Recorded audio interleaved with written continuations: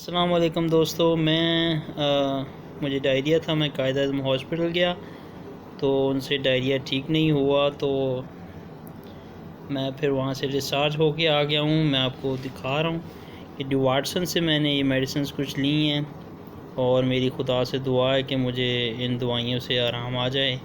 मैं इन दवाइयों के आपको मैं नाम बताऊँगा ताकि मुझे जब आराम आएगा, खुदा करे, तो आप भी ये दवाइयाँ यूज़ कर सकते हैं, मेरा यकीन है।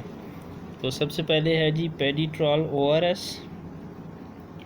ये 2 साशे हैं, 1 साशे पूरी 1.5 लीटर बोतल में डलेगा। इसको ज़्यादा से ज़्यादा पीना है। उसके बाद है जी इमोडियम। ये गट्ठी 2 गोलियाँ लेनी है, 2 कैप्सूल लेने हैं, ठीक है जी, 2 mg के। इसके बाद है जी एनफ्लोर।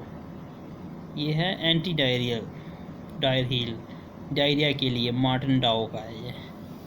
और इसके बाद है जी एंटीमेज़ोल, ये 500 mg, ठीक है जी।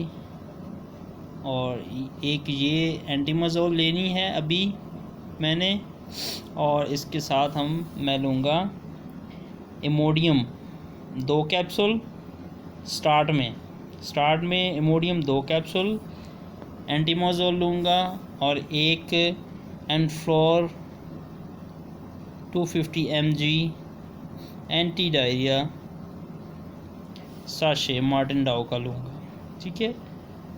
और साथ में ORS पीऊँगा।